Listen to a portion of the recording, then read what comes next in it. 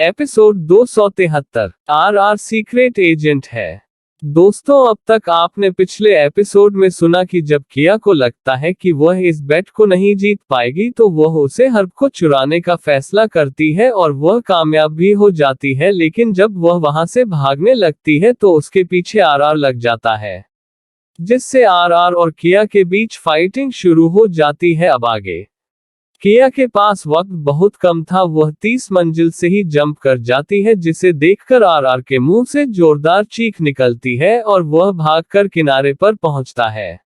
उसे लगा कि वह लड़की यहां से गिरकर मर जाएगी। वह अभी एक टक नीचे की ओर देख रहा था, तभी वह देखता है कि कुछ दूर जाकर उसे लड़की ने एक छोटा पैराशूट खोल लिया, जिसकी सहायता से अब वह धीरे धीरे नीचे जमीन पर पहुंच चुकी थी।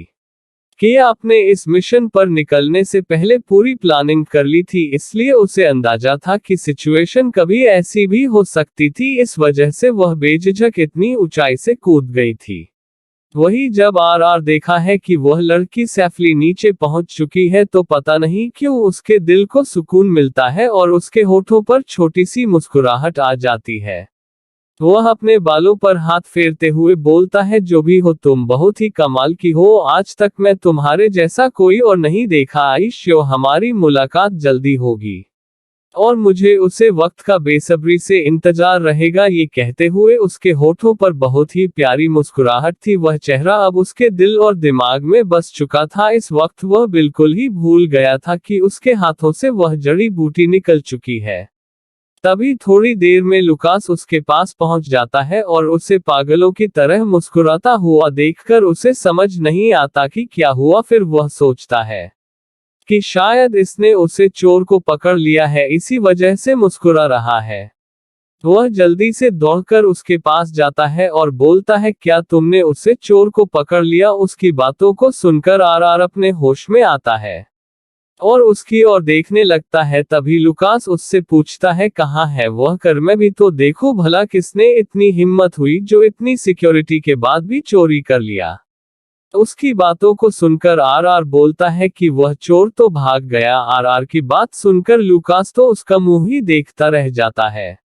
वह आश्चर्य से उसकी ओर देखते हुए बोलता है, क्या वह भाग गया? तो तुम इतनी ज्यादा खुश क्यों हो? क्या तुम उसके भागने पर इतनी ज्यादा खुश हो रहे हो? वही उसकी बातों को सुनकर अब आरआर को समझ आता है कि उसके हाथों से वह जड़ी बूटी निकल चुकी है और उसके हाथों से अब एक अच्छा मौका भी निकल गया है। पता नहीं वह दोबारा उसे जड़ी बूटी को कैसे हासिल करेगा। अगर वह ऐसा नहीं कर पाया तो उसके भाई का क्या होगा? उसकी जिंदगी इस पर डिपेंड है। तभी लुकास उससे बोलता है, अरे भाई, तूने उसे भगाने क्यों दिया? क्या वह तुझसे ज्यादा ताकतवर था? जहां तक मुझे पता है वह अकेला था और कोई एक आदमी तेरे सामने टिक जाए, इतना कमजोर तो तू नहीं है। अरे तू तो 10-10 पर भारी पड़ता है। तो आज क्या हो गया? लुकास को कुछ भी समझ नहीं आ रहा था। वही उसकी बातों को सुनकर आरआर बोलता है कि वह भाग नहीं गया कि भाग गई। इतना बोलकर मुस्कुराने लगता है। वही लुकास आश्चर्य से बोलता है, क्या वह लड़का नहीं लड़की थी? अरे लड़की थी तब तो तेरे लिए और भी ज्यादा आसान था उसे पकड़ना, फिर तूने उसे क्यों छोड़ दिया? तब आरआर बोलता है, यही तो बात थी, वह एक लड़की थी पर उसे पकड़ना इतना आसान नहीं था। वह बहुत ही ज्यादा ताकतवर थी। तो वह कहता है कि नीचे तो हम लोग थे, फिर वह भागी कहां से? उसकी बात सुनकर आरआर अपने सामने की ओर दिखा देता है। लुकास को कुछ समझ नहीं आता तो वह फिर से उससे पूछता है, अरे मैं पूछ रहा हूँ वह किधर से गई? तो वह फिर से अपने सामने दिखता है और इशारे से बताता है कि यहाँ से जंप कर गई। ये सुनकर लुकास अपने मुंह पर हाथ रख लेता है और बोलता है, क्या कह रहा है तू? इतना बोलकर वह नीचे की ओर झांकने लगता है और कितनी ज्यादा दूरी देखकर वह घबराकर पीछे हट जाता है और आश्चर्य से आरआर की तरफ देखते हुए बोलता है, तेरे कहने का क्या मतलब है? वह यहाँ से कूद गई। लुकास की बातों को सुनकर वह हमें सर हिला देता है। वही लुकास को तो भरोसा नहीं हो रहा था। वह पूछता है, तो क्या हुआ, मर गई? तब आरआर अपना सर ना में हिला देता है। तो वह फिर से पूछता है, जिंदा है? तो वह अपना सर हाँ में हिला देता है। अब लुकास को समझ नहीं आता कि इतनी ऊपर से कूदने पर कैसे कोई लड़की जिंदा रह सकती है। वह उसे बोलता है, तू झूठ बोल रहा है ना? तो वह फिर से अपना सर ना में हिला देता है।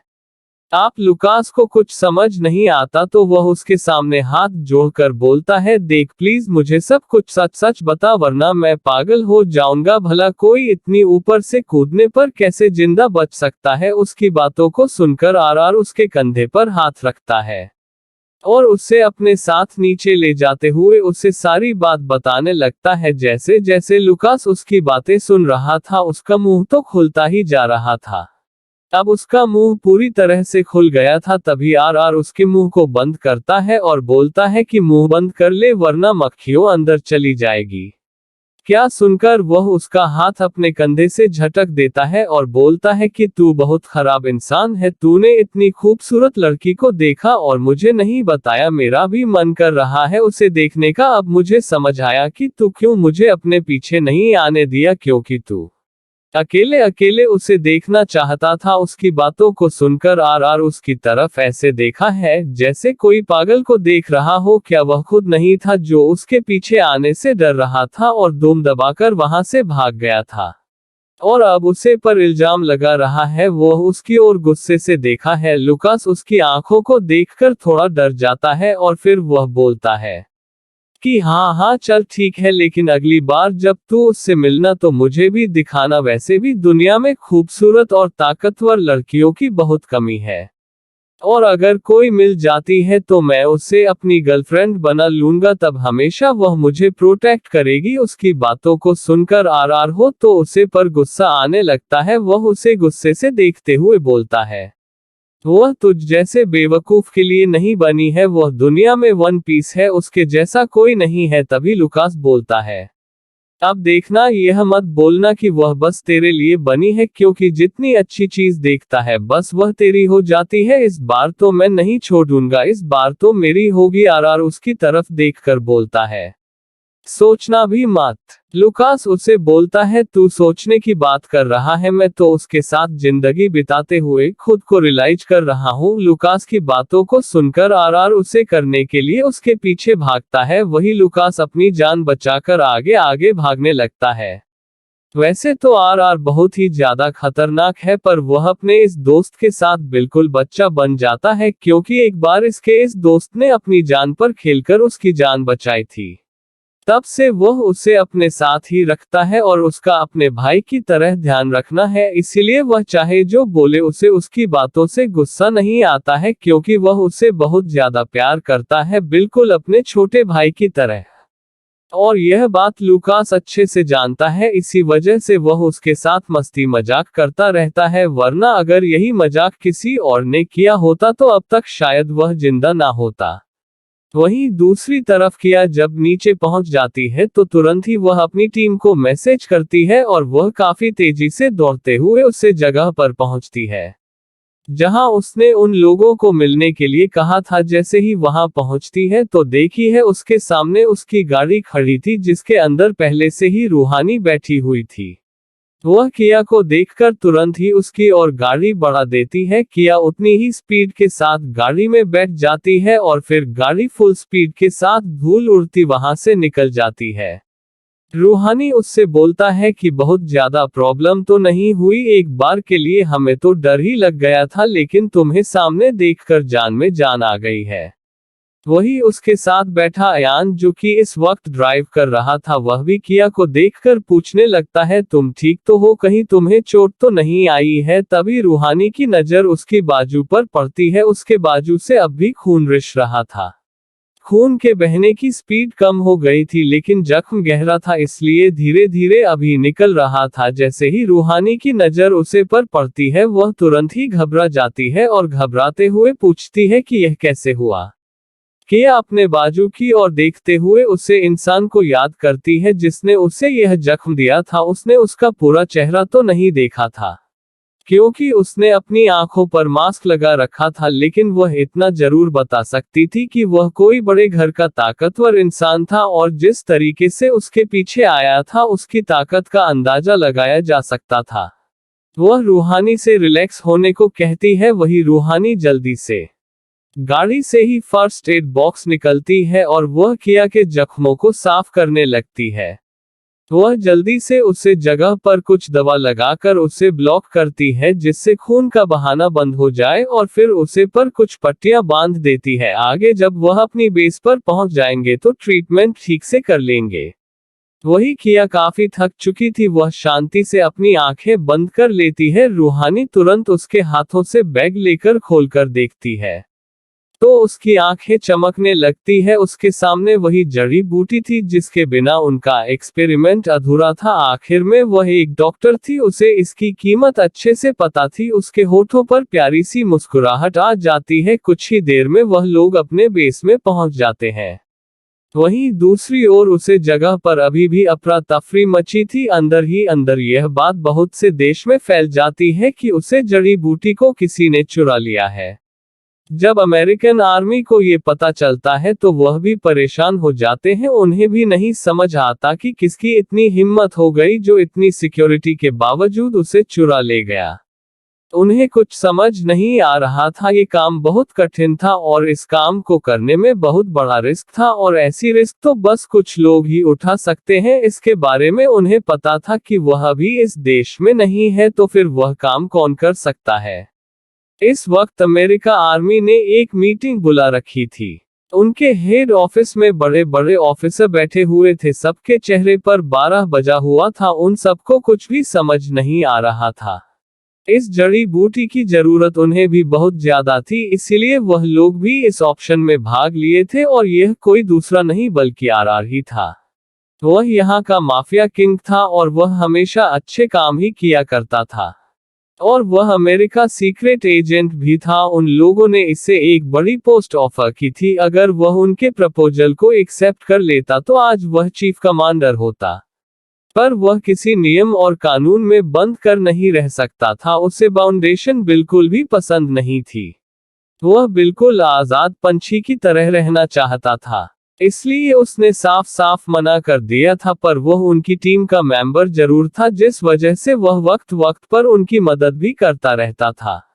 और जब से पता चला कि उसे हर्ब को लेने के लिए कोई एजेंट जा रहा है तो उसने खुद जाने की बात कही, क्योंकि उसे भी इसकी बहुत जरूरत थी। इस तरह से उसका काम भी हो जाता और उसे अच्छे से पता था उनके पास पैसों की कमी नहीं थी और उन्हें रिसर्च के लिए ये हर्ब की बहुत जरूरत थी। लेकिन अब यह मौका उनके हाथ से निकल चुका था। तो दोस्तों, अब आपको क्या लगता है, अब आरआर की मुलाकात किया से कैसे होगी और क्या वह इस जड़ी बूटी को दोबारा हासिल कर पाएगा और अब वह अपने भाई को क्या जवाब देगा? चलिए जानने के लिए बढ़ाते हैं नेक्स्ट एपिसोड की तरफ।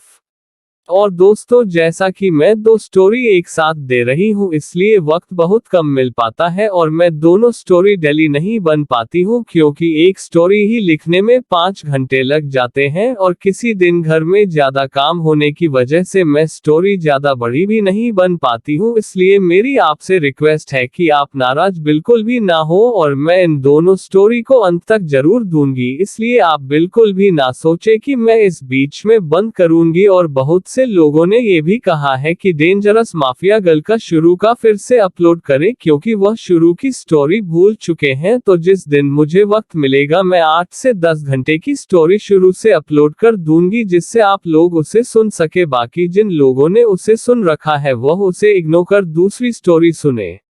एपिसोड 274, किया का हेड ऑफिस जाने का फैसला।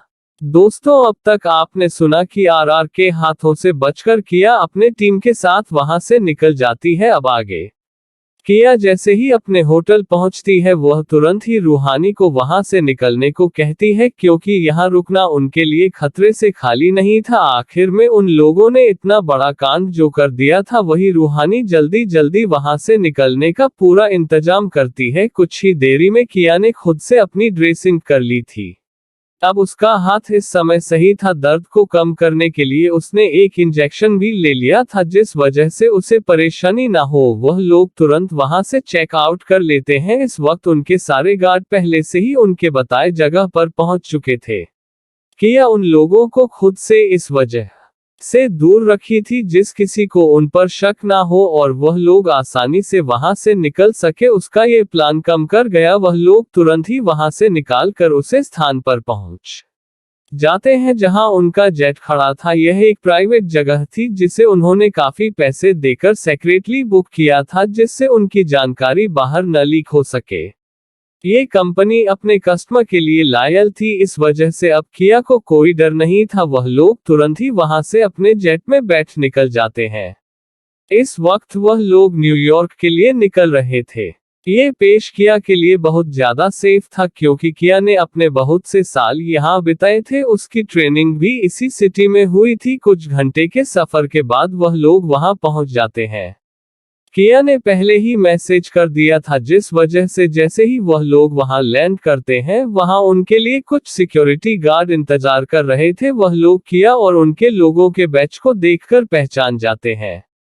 किया ने इस वक्त चेहरे पर मास्क लगा रखा था, वही रूहानी और अयान के चेहरे पर भी मास्क था, पर किया का ऑरा ही ऐसा था कि उसे देखकर उसकी टीम पहचान सकती थी। वह लोग तुरंत किया के पास जाकर उसे सल्यूट करते हैं और फिर उसे अपनी गाड़ी की ओर ले जाते हैं। थोड़ी ही देर में वह लोग गाड़ी में बैठकर उनकी बताई जगह के लिए निकल जाते हैं। कुछ देर बाद वह एक बड़े से घर के सामने खड़े थे। ये घर किया का ही था जहां पर वह पहले रहा करती थी। उससे घर को देखकर किया के होठों पर छोटी सी मुस्कुराहट आ जाती है। कितने दिन हो गए थे उससे यहाँ आए। वह तेजी से अंदर की ओर बढ़ जाती है। जैसे ही वह अंदर जाती है तो देखते हैं कि उसके सारे सर्वेंट मुस्कुराते हुए उसे देख रहे थे। वह लोग सब आगे बढ़ाकर उसे प्यार से ग्रीट करते हैं। उनमें से एक जो सर्वेंट का हेड था, उसका नाम वीनस था। वह आगे बढ़कर बोलता है, मैम आप आ गई, आपको देखकर बहुत ज्यादा खुशी हुई। ये लोग किया के बहुत ही ईमानदार सर्वेंट थे।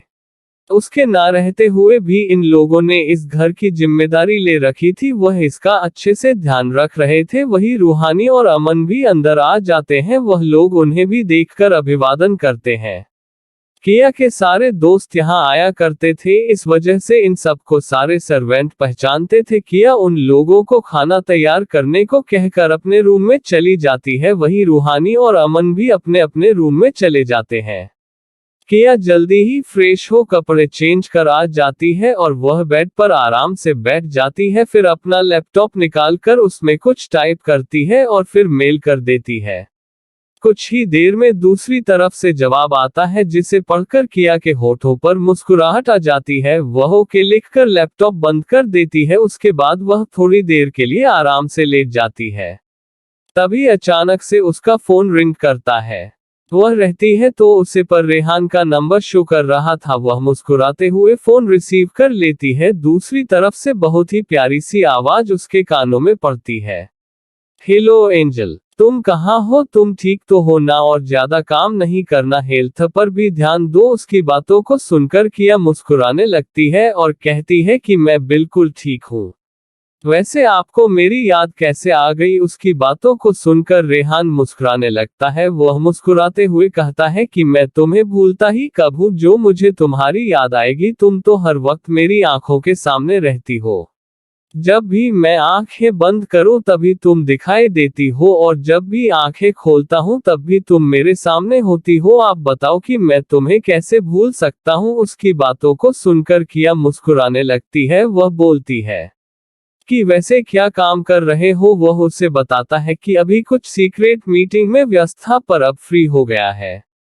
फिर रेहान पूछता है तुम क्या कर रही हो? तो किया उसे बताती है कि अभी वह कुछ जरूरी काम कर रही थी, उससे फ्री हुई है तो थोड़ा सा रेस्ट कर रही हूँ। उसकी बातों को सुनकर रेहान को अफसोस होता है। वह उससे माफी मांगते हुए कहता है कि माफ करना, मुझे नहीं पता था कि तुम इस वक्त रेस्ट कर रही हो, वरना मैं तुम्हें बिल्कुल भी डिस्टर्ब ना करता। किया उसे मना करते हुए बोलती है कि इसमें माफी मांगने की कोई बात नहीं है।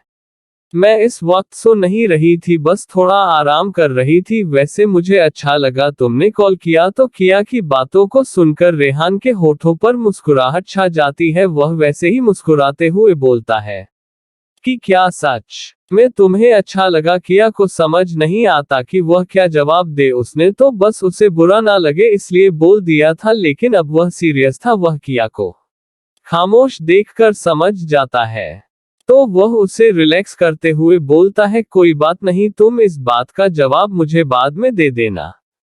फिलहाल तुम मुझे ये बताओ कि अभी तुमने कुछ खाया है कि नहीं खाया है, क्योंकि मुझे अच्छे से पता है जब भी तुम काम में व्यस्त हो जाती हो तो खाना पीना भूल जाती हो। उसकी बातों को सुनकर किया मुस्कुराने लगती है और वह बोलती है कि बस खाने जा रही हूँ। रेहान बोलता है कि क्या मैं भी आ जाऊं। उसकी बातों को सुनकर किया खामोश हो जाती है। उसे समझ नहीं आता कि वह क्या कहे, क्योंकि उसने तो उसे बताया ही नहीं था कि वह कहाँ है।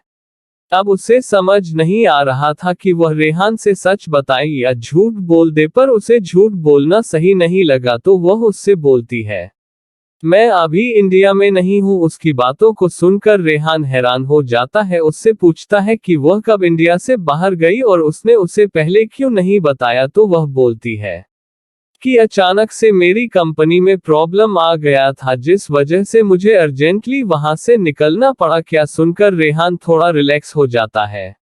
वह बोलता है कि अगर कोई बड़ी प्रॉब्लम हो तो बोलो, मैं भी आ जाता हूं। तो किया उसे मना करते हुए बोलती है कि नहीं, ऐसी कोई बात नहीं है, मैं सब सॉल्व कर लूंगी। तब रेहान उससे पूछता है कि वैसे तुम कब लौट कर आओगी, तो वह उसे बताती है कि 1 हफ्ते बाद। ये सुनकर रेहान को थोड़ा अफसोस होता है और सोचता है कि उसे पहले से नहीं पता था, वरना वह किया से मिलने जरूर चला जाता। वहीं उसे खामोश देखकर या उसे बताती है कि कुछ दिनों बाद कर रेस होने वाली है, जिसके लिए मैंने विवान को प्रॉमिस किया था कि दिखाऊंगी, जिस वजह से मुझे यहाँ रुकना पड़ेगा, फिर उसके बाद में चली आऊंगी। उसकी बातों को सुनकर रेहान को याद आता है, उसे भी इस बारे में पता था। वह बोलता है कि ठीक है, क्या मैं भी आ जाऊं। ये सुनकर किया थोड़ा घबरा जाती है, क्योंकि उसे अच्छे से पता था अगर रेहान यहाँ आ गया तो वह उसे किसी भी कीमत पर भाग नहीं लेने देगा, क्योंकि यह रेस बहुत ही ज्यादा खतरों से भरा था, जिसमें लोगों की जान भी जा सकती थी। वह उसे तुरंत मना करती है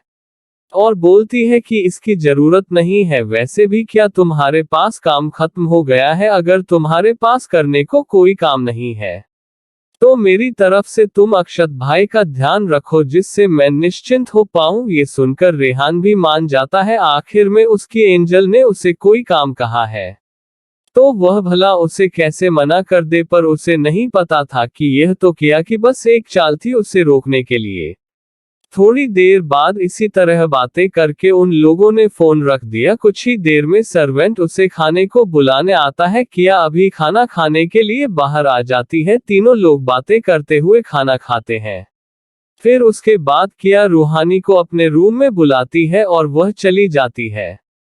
थोड़ी देर बाद रूहानी उसके रूम में थी। वह उससे पूछती है कि क्या हुआ, तो क्या उसे बताती है कि कार रेस तक उसे अभी यहीं रुकना होगा, जिसमें अभी वक्त है, इसलिए बाकी के दिन वह बर्बाद नहीं कर सकती है। उसका एक एक मिनट भी कीमती है। उसने कल हेड क्वार्टर जाने की बात कही है। दूसरी तरफ से चीफ ने उन्हें इनवाइट किया है। उसने चीफ को सब बता दिया है कि वह यहाँ आ गई है। ये सुनकर रूहानी हाँ में सिर हिला देती है और बोलती है कब जाना है, तो किया बताती है सुबह 9 बजे जाएंगे। उसकी बातों को सुनकर रूहानी हाँ कहती है तो किया उसे जाने की सारी तैयारी करने को कहती है। रूहानी भी हाँ कहकर वहां से चली जाती है। वही किया के हाथों का जख्म गहरा था, इसलिए अब उसे हल्का दर्द भी होने लगता है। वह फिर से अपने जख्म को देखते हैं और एक बार फिर से उसे व्यक्ति का चेहरा उसकी आंखों के सामने होता है। उसके मन में आता है कि वह उसे क्यों नहीं मार पाए। हाँ, ये बात सही थी, किया चाहती तो उसे वक्त मार देती, लेकिन पता नहीं क्यों उसका हाथ ही नहीं उठा। उसके ऊपर ऐसे लगा जैसे किसी ने उसके हाथ को पकड़ रखा हो।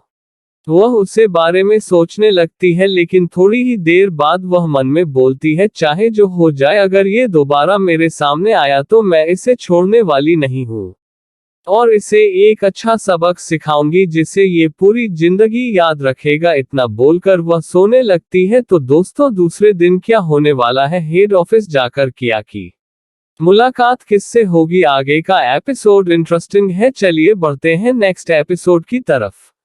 एपिसोड 275, किया और आरआर की मुलाकात। दूसरे दिन सुबह तैयार होकर किया और रूहानी हेड ऑफिस के लिए निकल जाती है। इस वक्त उनके हाथ में वही बैग था जिसमें उन लोगों ने उसे हर्ब को रखा था। वह दोनों जाकर अपनी गाड़ी में बैठ जाती हैं। कुछ ही देर में गाड़ी अपनी डेस्टिनी की ओर आगे बढ़ जाती है। 2 घंटे के सफर के बाद वह लोग वहां पहुंच जाते हैं। ये हेडक्वार्टर सिटी के लास्ट में बना हुआ था, इसलिए उन्हें पहुंचने में वक्त लग जाता है। जैसे ही किया की गाड़ी हेडक्वार्टर के सामने पहुंचती है तो उसकी गाड़ी को रोक दिया जाता है। कुछ गार्ड तेजी से आगे बढ़कर पिया की गाड़ी के सामने खड़े हो जाते हैं। इस वक्त उन लोगों ने उसे गाड़ी पर अपनी बंदूक की तन रखी थी, क्योंकि यह गाड़ी उन लोगों के लिए बिल्कुल भी अनजान थी।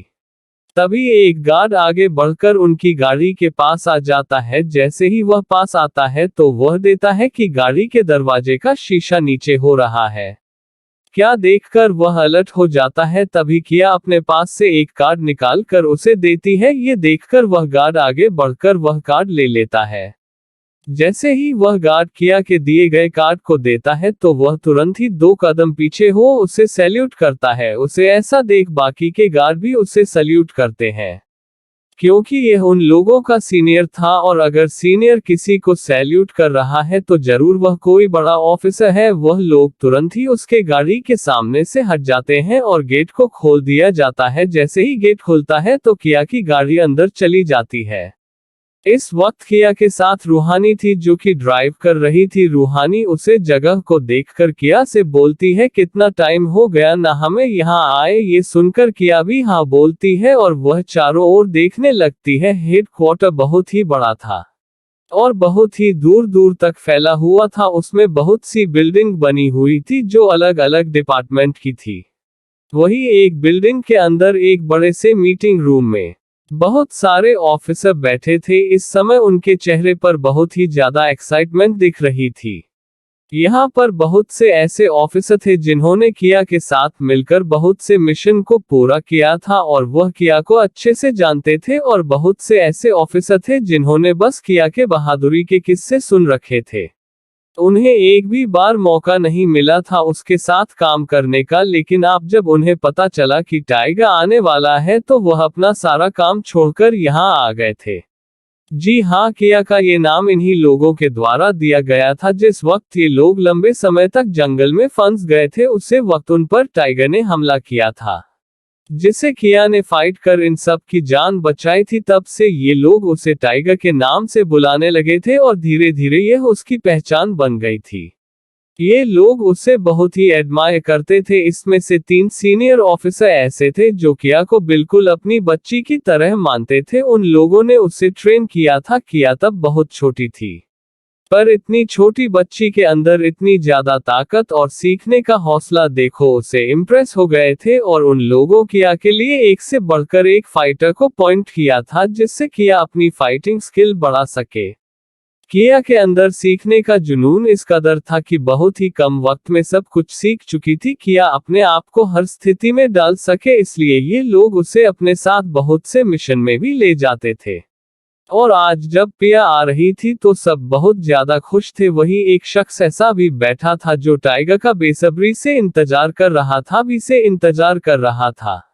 और यह कोई और नहीं आर ही था, क्योंकि उसने भी टाइगर के बारे में बहुत कुछ सुन रखा था। बहुत कुछ जानकारी निकालने के बावजूद उसकी आइडेंटिटी बहुत ही ज्यादा सीक्रेट थी। इस वजह से वह कुछ उसके बारे में नहीं जान सका। उसे तो ये भी नहीं पता था कि टाइगर एक लड़का है या लड़की है। उसने कई बार सीनियर से उसके बारे में जानने की कोशिश की थी, पर सीनियर ने ये कहकर मन कर दिया था कि उनका सीक्रेट किसी के सामने रिवील नहीं किया जाएगा जब तक वह खुद नहीं चाहेंगे। इस वजह से आर को भी टाइगर के बारे में ज्यादा कुछ नहीं पता था, पर उसे यह जरूर पता था कि टाइगर बहुत कम उम्र का है, क्योंकि जो भी उसके बारे में बोलना था यही बताता था कि इतने कम उम्र में वह कितना ज्यादा पावरफुल है और उसने क्या क्या कारनामे किए हैं। इसलिए वह भी उससे मिलना चाहता था। और वही इन सब के यहाँ इंतजार करने का एक बड़ा कारण ये भी था कि इन्हें पता चला था कि मिरेकल डॉक्टर किसी जड़ी बूटी पर यहाँ रिसर्च करने आने वाले हैं। और यह जड़ी बूटी कोई और नहीं बल्कि वही जड़ी बूटी है जो ऑप्शन में रखी गई थी, पर उन्हें यह अच्छे से नहीं पता था कि वह ऑप्शन वाली ही जड़ी बूटी है। उन्हें तो ये लग रहा था कि वह जड़ी बूटी और भी थी और उसे डॉक्टर केआर यहाँ लाने वाले हैं। वही चीफ को सब कुछ पता था, इस वजह से उनके होठों पर तो बड़ी सी मुस्कुराहट थी। वह तो बहुत ही बेसब्र होकर किया का इंतजार कर रहे थे। उन्हें इस जड़ी बूटी की बहुत ही ज्यादा जरूरत थी और जब उनके एजेंट ये जड़ी बूटी हासिल कर लिया है तो उनके लिए तो ये बहुत ही खुशी की बात थी और उन्हें इसके लिए कोई पैसे भी खर्च नहीं करने पड़े। बाकी रही किया के प्रोटेक्शन की बात, तो जैसे ही किया ने उन्हें मेल किया था वह उसे पूरी तरह से प्रोटेक्ट करने के लिए अपने सीक्रेट एजेंट उसके चारों तरफ फैल चुके थे जिससे उसे किसी तरह की प्रॉब्लम ना हो। किया को अच्छे से पता था कि यह बात छोटी बात नहीं है, उसे इससे बहुत बड़ा खतरा है, इस वजह से उसने ये रास्ता चुना था। और वैसे भी वह इस जड़ी बूटी का प्रयोग लोगों के अच्छे के लिए ही करने वाली थी, सो वह अपने पास इसका एक्सपेरिमेंट करे चाहे यहाँ पर करे, दोनों एक बराबर था। पर यहाँ होने की वजह से उसे सिक्योरिटी दी जाएगी तो वह बिना अपने लोगों को परेशान किया निश्चिंत होकर अपना काम कर सकेगी और इसमें उसका कोई भी नुकसान नहीं होगा। किया ने बहुत दूर का सोच रखा था। वही किया जैसे जैसे अंदर आ रही थी सारे सिक्योरिटी गार्ड उसके आगे अपना सर झुका ले रहे थे, क्योंकि उन लोगों को पहले से ही बता दिया गया था यहाँ कौन आने वाला है, इसलिए वह उसकी रिस्पेक्ट में ऐसा कर रहे थे। थोड़ी ही देर में मीटिंग रूम का दरवाजा खुलता है और एक काली परछाई अंदर आती है। वह सर से पांव तक पूरे काले लिबास में ढका हुआ था, यहाँ तक कि उसने आंखों में भी ब्लैक शेड लगा रखा था, चेहरे पर मास्क था, उसके पीछे रूहानी थी, उसने भी उसी तरह से अपना गेटअप किया था। जैसे ही वह लोग उसे देखते हैं तो सभी अपनी जगह से उठकर उसका वेलकम करते हैं। तभी आरआर की नजर उसे पर जाती है। उसे समझ नहीं आ रहा था कि यह सामने वाला इंसान कौन है, उसे तो ये भी नहीं समझ आ रहा था कि यह लड़का है या लड़की है। तभी चीफ किया का सबसे इंट्रोडक्शन करते हैं और बताते हैं कि यह टाइगर है, फिर किया के बारे में और कुछ भी बताते हैं, उसके किए कामों के बारे में थोड़ा बहुत बताते हैं। फिर उसके बाद बोलते हैं कि आप लोगों को जानकर यह बहुत ज्यादा खुशी होगी कि आपके सामने खड़ा है इंसान टाइगर है, पर इसकी एक और आइडेंटिटी है जो आज मैं आप लोगों को बताने वाला हूँ, क्योंकि आप लोग मेरे बहुत ही खास लोग हो जिस पर मैं आंख बंद कर विश्वास कर सकता हूँ, नहीं तो ये सीक्रेट में कभी आप लोगों को नहीं बताता। ये सुनकर आप सभी लोग आश्चर्य से उनकी ओर देखने लगते हैं। आखिर में आप कौन सा सीक्रेट है उनके मन में जानने की उत्सुकता और बढ़ जाती है। वही आरआर तो बस अपनी आंखों से उससे एक तक देखे जा रहा था, पता नहीं क्यों उसे यह जाना पहचाना सा लग रहा था। अभी किया की नजरें उसे पर नहीं पड़ी थी क्योंकि वह किया के पीछे साइड था। तभी चीज बताते हैं कि यह और कोई नहीं वही मिरेकल डॉक्टर है जिसे पूरी दुनिया ढूंढती है। ये सुनकर सब बहुत ज्यादा खुश हो जाते हैं और एक साइड भी, क्योंकि आज उन्हें मिरेकल डॉक्टर के बारे में पता चला था, इसके बारे में उन्होंने बस सुन रखा था। तभी चीफ बोलते हैं कि यह डॉक्टर केआर है।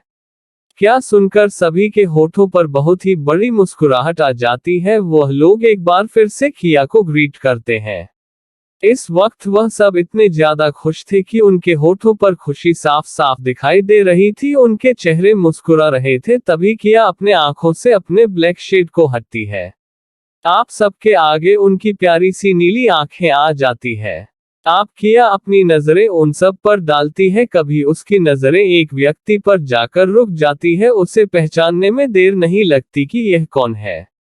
इस वक्त भले ही उसने अपने आंखों पर ब्लैक शेड लगा रखा था, लेकिन फिर भी किया उसे एक नजर में देखकर पहचान सकती थी, क्योंकि उसके पहचानने की शक्ति बहुत ज्यादा थी। तभी वह किया की आंखों को देखा है, उन दोनों की आंखें मिलती है। जैसे ही वह किया की आंखों में देता है तो उसका दिल जोर से धक करता है। वह कैसे इस चेहरे और इस आंखों को भूल सकता है। हाँ, उसने बहुत पास से देखा था। वही उसे अपनी और इस तरह देखा हुआ देखकर वह जान चुका था कि सामने वाले ने भी उसे पहचान लिया है। उसके होठों पर एक छोटी सी मुस्कुराहट आ जाती है। वही किया तुरंत ही उसकी तरफ से अपनी नजरें फेर लेती है। तभी आरआर अपने मन में सोचता है, What a coincidence is this, God has brought us together once again, but today I am very happy to know about you. I had already guessed that you cannot be an ordinary girl, but whoever you are very amazing. तुम्हारी असली identity जानकर मुझे आज बहुत ज्यादा खुशी हो रही है। सच में तुम दुनिया में सिर्फ वन पीस हो, तुम्हारे जैसा कोई और नहीं जिसके सामने इतनी बड़ी पावर भी झुकते हो। वह खुद कितना पावरफुल होगा, अब तो तुम्हारे बारे में और भी जानने का दिल कर रहा है। और सच में बेबी डॉल, यकीन मानो जब तक मैं तुम्हारे बारे में नहीं जान लूंगा चैन से नहीं बैठूंगा। इतना बोलकर वह बहुत ही प्यार के साथ किया की ओर देखने लगता है। वही किया को खुद पर उसकी नजरें महसूस हो रही थी, लेकिन वह उसे इंसान को देखना नहीं चाहती थी जिसने उसके ऊपर धोखे से वार किया था, इसलिए उसने दोबारा मुड़कर उसे देखना जरूरी नहीं समझा। वही चीफ उसे लेकर अपने साथ अंदर चले जाते हैं। उन सबको अच्छे से पता था कि वह लोग कहां जा रहे हैं। तो दोस्तों, आगे क्या होने वाला है? क्या हर को किया की असली आइडेंटिटी के बारे में पता चल पाएगा? क्या हुआ उसके बारे में कोई भी जानकारी निकाल पाएगा? और क्या किया उसे वह जड़ी बूटी दे देगी?